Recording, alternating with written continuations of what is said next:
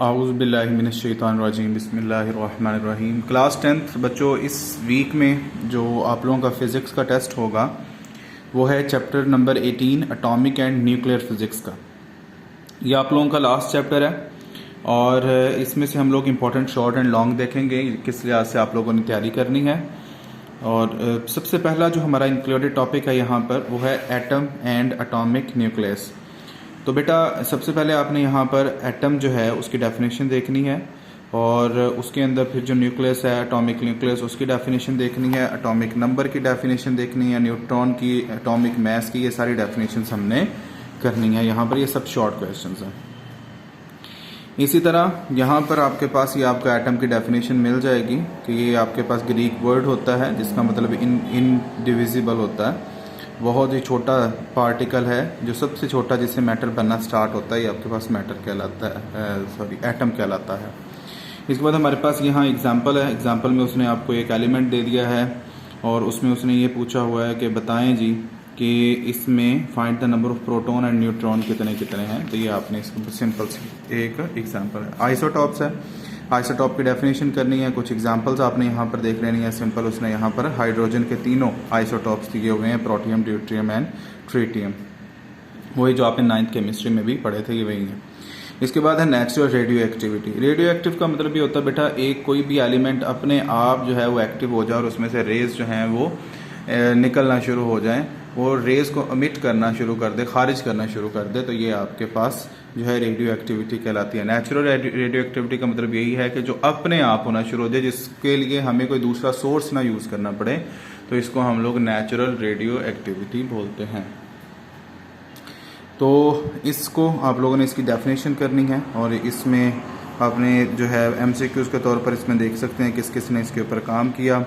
फिर इसमें मेन इसके पार्टिकल्स कौन से होते हैं, alpha, beta and gamma particle, ये इसकी डायग्राम है, इसकी मदद से आप हेल्प लेके इनकी प्रॉपर्टीज़ को यहाँ पे बता सकते हैं। फिर इसके बाद बैकग्राउंड रेडिएशन है। बैकग्राउंड रेडिएशन जो है वो आपके पास इसकी आपने डेफिनेशन करनी है।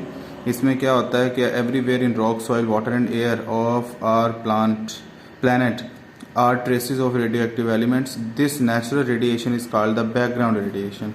It is as much part of our environment as sunshine and rain. ठीक है, ये उसी तरह ही हमारे एटमॉस्फेयर का हिस्सा है जैसे सूरज और बारिश है और सूरज की रोशनी। Fortunately, our bodies can tolerate it. इसको बर्दाश्त कर सकती हैं इन बैकग्राउंड रेडिएशंस को। तो इसके कुछ उसने पार्टिकल्स बताए हुए हैं कि इसमें क्या क्या होता है। दिस रेडिएशन, कॉस्मिक रेडिएशंस की भी इसमें इसने डेफिनेशन बताई हुई है। अगर आउटर स्पेस से आती हैं तो इसमें proton, ions, alpha particles and large nuclei होते हैं। Cosmic radiations interact with atoms in the atmosphere to create a shower of secondary radiation including x rays, mount, protons, alpha particle, ये सारा इसके अंदर शामिल होता है।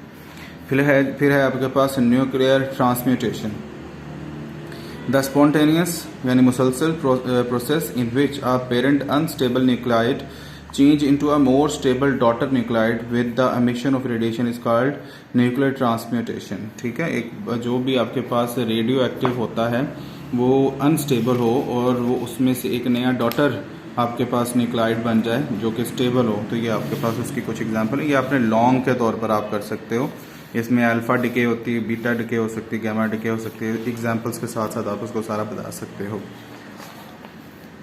Natural and properties of radiation, तो ये आपने nature and properties of radiation, तो ये आपने उसकी नेचर और रेडिएशन की प्रॉपर्टीज बतानी कि किस तरह होती हैं।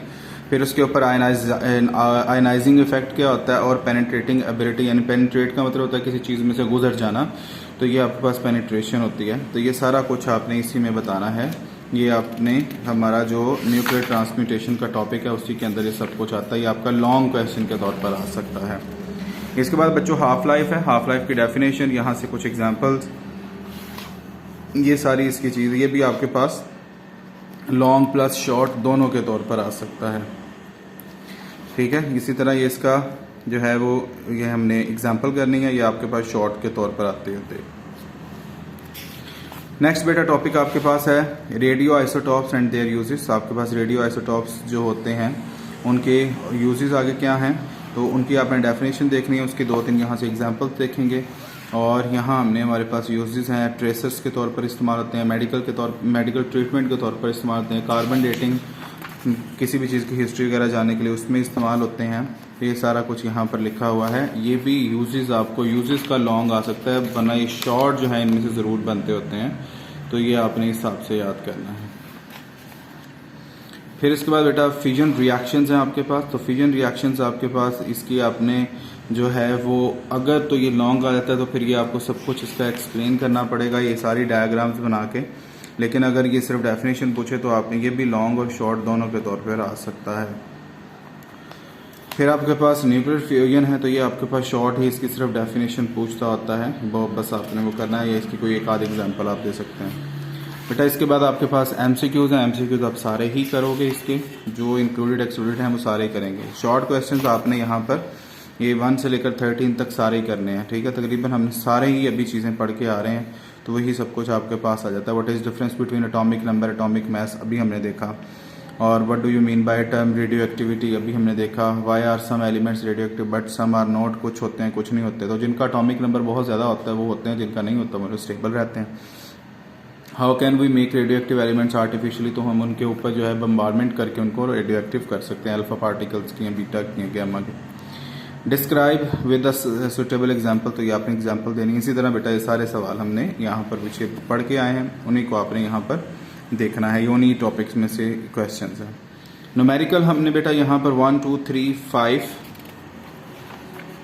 7 और 9 करना है। तो पहले जो 3 हैं ये आपके पास शॉर्ट होते हैं, बाकी जो 3 हैं वो आपके पास लॉन्ग के तौर पर आते होते हैं। तो ये आपने इनको देखना है, इनकी प्रैक्टिस करनी है। किसी न्यूमेरिकल में कोई प्रॉब्लम है तो आप मुझसे डिस्कस कर सकते हो।